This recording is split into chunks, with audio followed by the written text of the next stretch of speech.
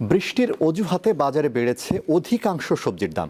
প্রায় সব ধরনের মাছ এবং গরু ও খাসির মাংস রয়েছে সাধারণ ক্রেতার নাগালের বাইরে।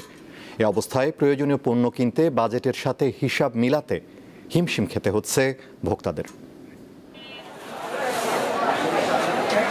ফারুক ইসলাম পেশায় একজন নিরাপত্তা কর্মী। রাজধানীর শেখেরটেকের বাসিন্দা তিনি। স্ত্রী, স্কুল পড়ুয়া মেয়ে ও ছেলেকে নিয়ে 4 জনের সংসার তার। বেতন পেয়ে তিনি বাজারে এসেছেন প্রয়োজনীয় পণ্য কিনতে, কিন্তু সামান্য টাকায় কোনটা রেখে কোনটা কিনবেন মিলছে না সেই হিসাব। বেতন কিছু কম, যে টাকা পাই এই টাকা পোষে না, যে টাকা পাই সংসারে চলে যায়।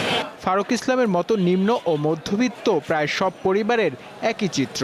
আগে থেকেই নাগালের বাইরে থাকা অনেক পণ্যের দাম আবারও বেড়েছে। এই তালিকায় রয়েছে চাল, তেল, সবজি, মাছ ও মাংস। সবজির দাম সেঞ্চুরি কোটা পার হওয়ায় সবচেয়ে বেশি বিপাকে পড়েছে সাধারণ মানুষ।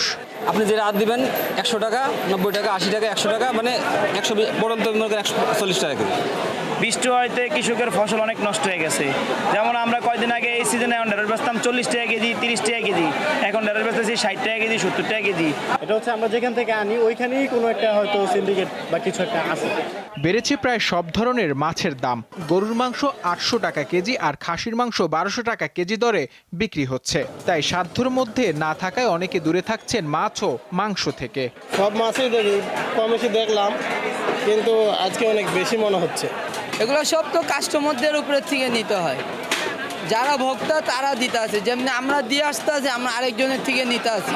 কুরবানির আগে গরু টরু অনেক উঠবে হাটে, তখন হয়তো একটু লেস হইতে পারে। অরিজিনাল খাসিটা 1300 টাকা, আর যে যেটা দেখতেছেন ওটা 1200 টাকা দিতে আসে। খাসি কয়া ওটা হলো বকরি, এটা তো আপনি চিনতে পারবেন না।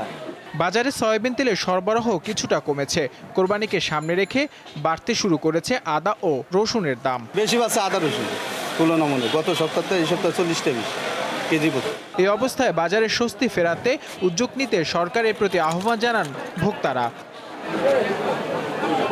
নূর আলম, দীপ্ত সংবাদ, ঢাকা।